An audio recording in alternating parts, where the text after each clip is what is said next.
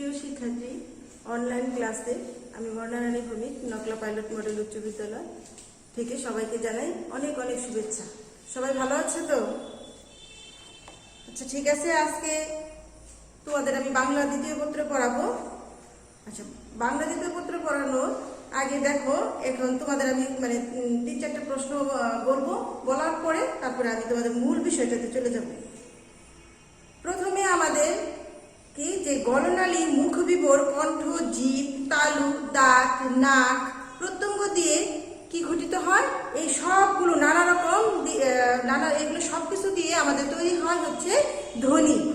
এক বা একাধিক ধ্বনি দিয়ে আবার কি তৈরি হয়, এক বা একাধিক ধ্বনি দিয়ে হয় শব্দ, আর শব্দের গুচ্ছ দিয়ে তৈরি হয় বাক্য। আর এই বাক্য দিয়ে যখন মানুষ মনের ভাব আদান প্রদান করে থাকে, তখন এই মনের ভাব প্রকাশক এইসব বাক্য সমষ্টিকে বলা হয় ভাষা। আচ্ছা, তাহলে আমি তোমাদের আজকে পড়াবো ভাষা। দেখো, প্রথম পরিচ্ছেদে রয়েছে ভাষা। ভাষার মধ্যে আবার রয়েছে মাতৃভাষা ও রাষ্ট্রভাষা, সাধু ও চলিত ভাষা। দেখো কি কি আছে, মাতৃভাষা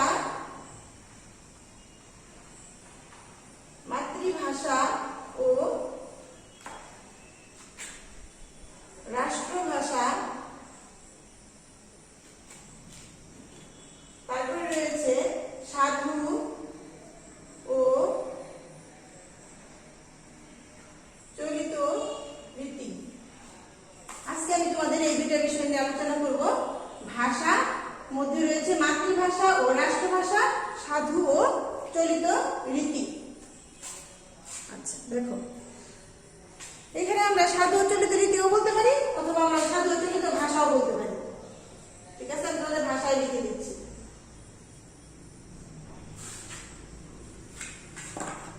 এখন দেখো, ভাষা কাকে বলে আমি আগে বললাম যে বাক্য দিয়ে মানুষ যখন মনের ভাব আদান প্রদান করে থাকে তখনই তাকে বলা হয় ভাষা।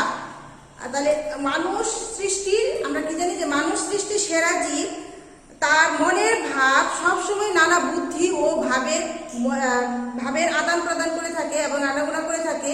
সেই বুদ্ধি বা ভাব আগের দিনে মানুষ কি করতো, ইশারা ইঙ্গিতের সাহায্যে তারা তাদের মনের ভাবটা প্রকাশ করত। কিন্তু এখন আস্তে আস্তে মানুষ যখন বিভিন্ন বর্ণ, ধ্বনি সৃষ্টি হলো, তখন এগুলো থেকে আস্তে আস্তে ছোট ছোট করে শব্দ তৈরি হলো, এবং এই শব্দগুলো যখন অর্থপূর্ণ শব্দ হলো, এবং অর্থপূর্ণ শব্দ দিয়ে কি হলো, বাক্য তৈরি হলো, এবং এই বাক্য দিয়ে যখন মানুষ কি করে আস্তে আস্তে তারা কথা বলতে শুরু করলো। তাহলে এখন আমরা এই দেখো যে সকল ধ্বনি বা আওয়াজ সেটা অবশ্যই অর্থপূর্ণ হতে হবে, সেটাই হবে ভাষা। যেমন এখানে দেখো, ব, ক, ল, বকল। যদি আমরা একটা রুসুকার দিই তাহলে হবে কি, বুকুল। হইলো, শব্দটা হইলো না। আর এখানে যদি আমরা বকুল, ব রুসুকার কুল, ল, বকুল। অথবা দেখো এখানে কলম, কলম একটা অর্থপূর্ণ শব্দ। এখন এখানে যদি আমরা দেই যে ম, ল, ক, মলক, মলপূর্ণ শব্দ হলো, কোনো অর্থপূর্ণ শব্দ, কিন্তু অর্থপূর্ণ শব্দ হলো না। তাহলে আমরা কি বলবো, যে যখন কোনো অর্থপূর্ণ শব্দ দিয়ে কি হবে, শব্দ গুচ্ছ দিয়ে হবে বাক্য, এবং এই বাক্যটা যখন আমরা অর্থপূর্ণ ভাবে মনের ভাব অন্যের কাছে আমরা প্রকাশ করব, ভাব আদান প্রদান করব, তখনই সেটা হবে ভাষা। এখন আমরা আসি মাতৃভাষা। আচ্ছা, দেখো, বাঙালি মাতৃভাষা বলার আগে আমরা আরেকটু বাংলা ভাষাটা বলে নিই। বাঙালি জনগোষ্ঠী যে ভাষা দিয়ে তাদের মনের ভাব প্রকাশ করে তার নাম হচ্ছে বাংলা ভাষা। বাংলা ভাষার কথা বলে প্রায় 30 কোটি মানুষ। তাহলে বাংলা ভাষায় কথা বলে মানুষ, 30 কোটি মানুষ বাংলা ভাষায় কথা বলে। আর এই বাঙালি জনগোষ্ঠী যে ভাষা দিয়ে তাদের মনের ভাব প্রকাশ করে, বাঙালি জনগোষ্ঠী যে ভাষা দিয়ে তাদের মনের ভাব প্রকাশ করে, তাই হলো বাংলা ভাষা। আবার অনেক জায়গা আছে, অনেক দেশ আছে যে জায়গায় মানুষ বাংলা ভাষায় কথা বলে না। হিন্দি আছে, গুজরাটি আছে, পাঞ্জাবি আছে, বিভিন্ন ভাষায় বিভিন্ন মানুষ কথা বলে থাকে। এরপরে বাংলা ভাষা, দেখো, এদের মধ্যে বাংলাদেশে 16 কোটি মানুষ এই বাংলা ভাষায় কথা বলে থাকে। ভারতের পশ্চিমবঙ্গে রয়েছে 10 কোটি। তাহলে বাংলাদেশে বাংলা ভাষায় কথা বলে 16 কোটি। 16 রয়েছে ভারতের পশ্চিমবঙ্গে রয়েছে 10 কোটি, আবার বিহার, হ্যাঁ, ঝাড়খণ্ড, আসাম, উড়িষ্যা এইসব অন্যান্য প্রদেশেও রয়েছে 3 কোটি। পৃথিবীর বিভিন্ন দেশে আরো প্রায় 1 কোটি বাংলাভাষী মানুষ আছে। তাহলে আরো পৃথিবীর অন্যান্য বিভিন্ন দেশে আরো 1 কোটি মানুষ রয়েছে। মাতৃভাষা মোট জনসংখ্যার ভিত্তিতে বাংলা পৃথিবীর 6ষ্ঠ বৃহত্তম মাতৃভাষা। এটি বাংলাদেশের আমাদের রাষ্ট্রভাষা আমরা বলতে পারি। আমরা রাষ্ট্রভাষায় আমরা পরে যাব। আচ্ছা দেখো, এখন পৃথিবীতে এই হয়ে গেল তোমাদের বাংলা ভাষা। এখন আমরা প্রথমে আমাদের যেটা ছিল সেটা হলো মাতৃভাষা। এখন আমরা যাব মাতৃভাষায়। দেখো মাতৃভাষাটা কি। মাতৃভাষা মানুষ জন্মের পর সাধারণত মায়ের কাছ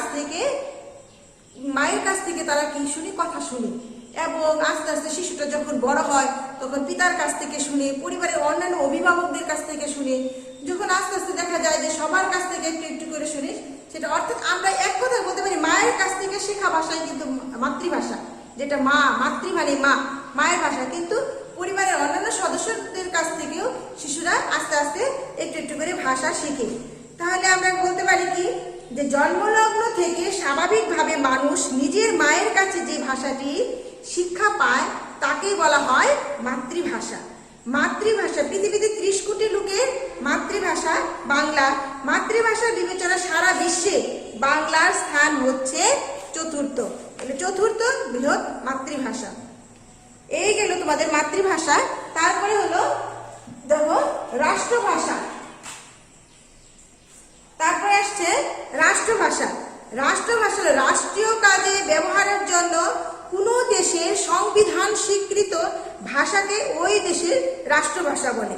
অর্থাৎ রাষ্ট্রীয় কাজে ব্যবহারের জন্য কোনো দেশের সংবিধান স্বীকৃত ভাষাকে ওই দেশের রাষ্ট্রভাষা বলা হয়।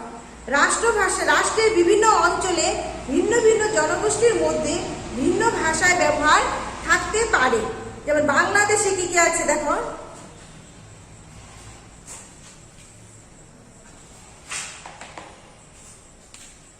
বাংলাদেশে রয়েছে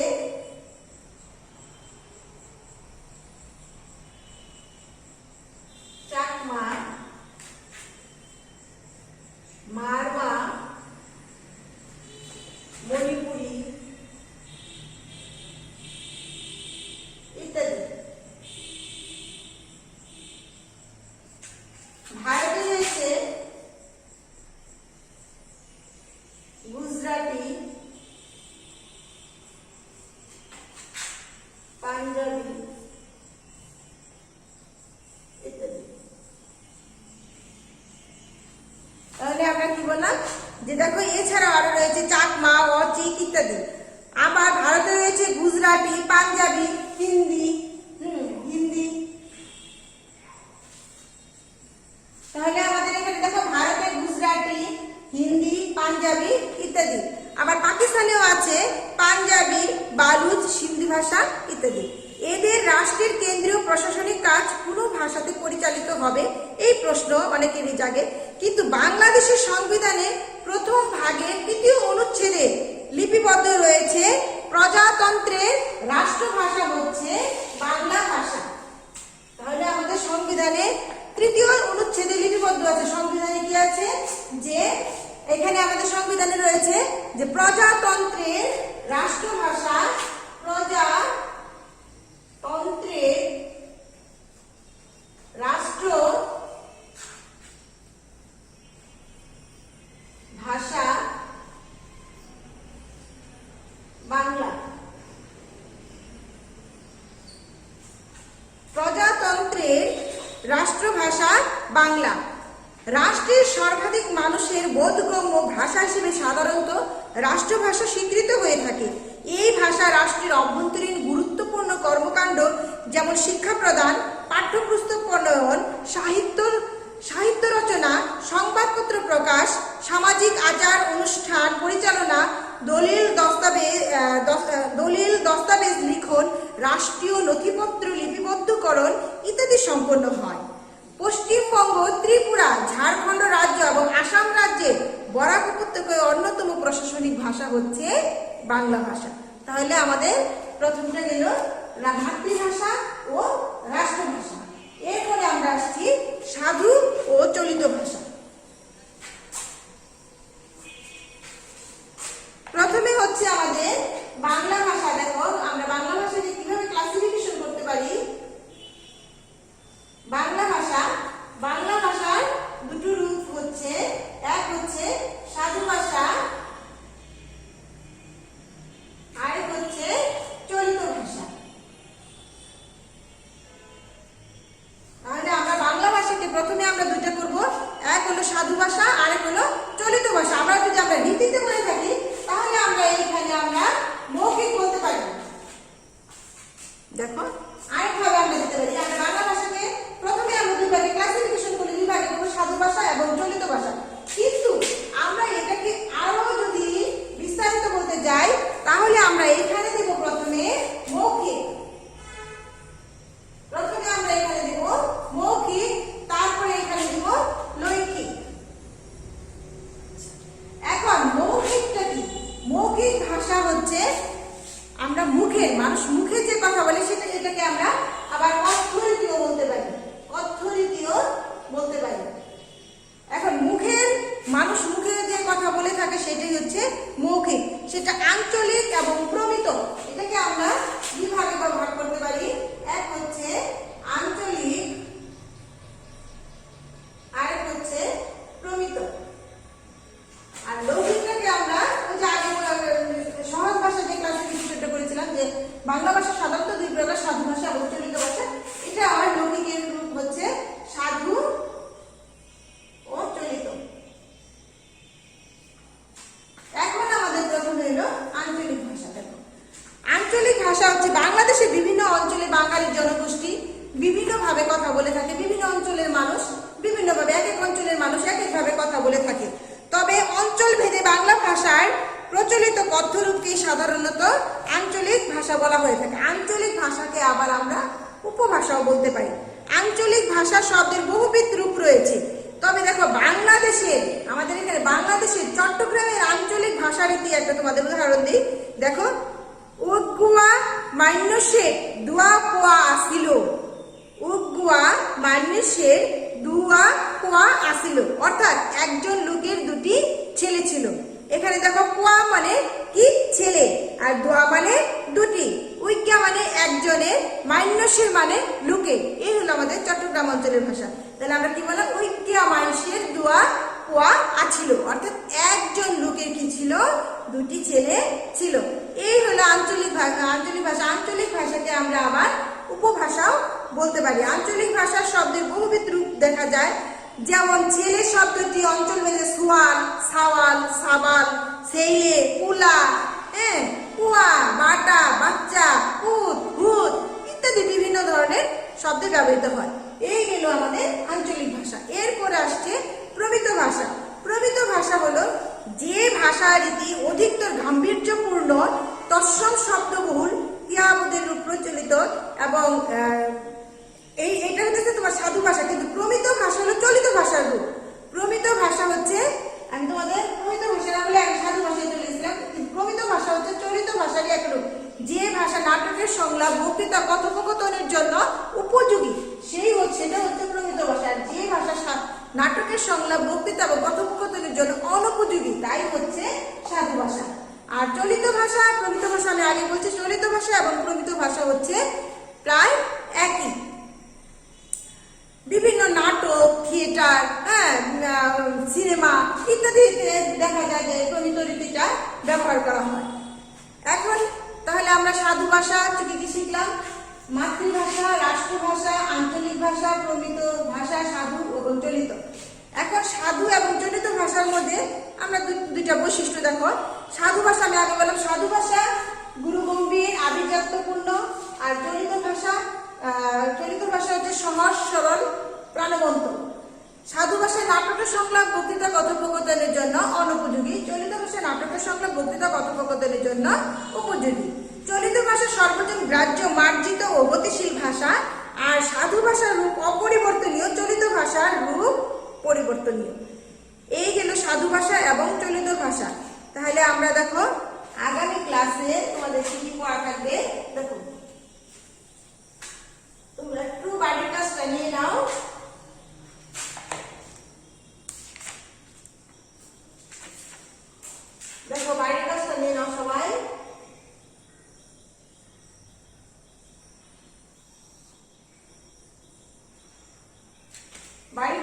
দেখবে আমি তোমাদের 4টা প্রশ্ন দিব। এই 4টা প্রশ্ন তোমরা সুন্দর করে বাসায় ভালোভাবে এটা করবে। হ্যাঁ, প্রথমে আমরা বলেছিলাম যে মাতৃভাষা সম্পর্কে 4টি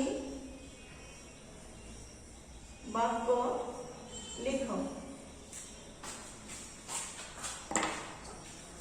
2 হচ্ছে রাষ্ট্রভাষা সম্পর্কে 4টি বাক্য লেখো। 3 সাধু ও চলিত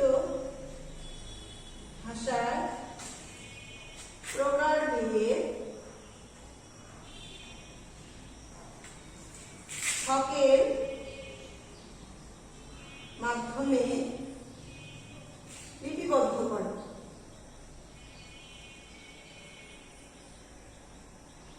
4 সাধু ও চলিত ভাষার 3টি করে বৈশিষ্ট্য লিখো। দেখো আমি আবার করছি। 1 সাধু ভাষা সম্পর্কে 4টি বাক্য লিখো। রাষ্ট্রভাষা সম্পর্কে 4টি বাক্য লিখো। সাধু ও চলিত ভাষা প্রকারভেদ ছকের মাধ্যমে লিপিবদ্ধ করো। সাধু ও চলিত ভাষার 3টি করে বৈশিষ্ট্য লিখো। এই পর্যন্ত তোমাদের আজকের পড়া। আবার আগামী ক্লাসে তোমাদের দেখা হবে। সবাই ভালো থাকো, সুস্থ থাকো। বাইরে কম বের হবে, মাস্ক পরে অবশ্যই বাইরে বের হবে। যদি ওর প্রয়োজনে তোমাদের যেতে হয় তাহলে অবশ্যই মাস্ক পরে যাবে এবং অযথা সময় নষ্ট করবে না। যেহেতু এখন ক্লাস তোমাদের হইতেছে না, তা তবু অ্যাসাইনমেন্টগুলো তোমরা মনোযোগ সহকারে সুন্দর করে লিখবে এবং বাসায় পড়াশোনা করবে। বাবা মার কথা শুনবে, সুস্থ থাকবে, ভালো থাকবে। ধন্যবাদ।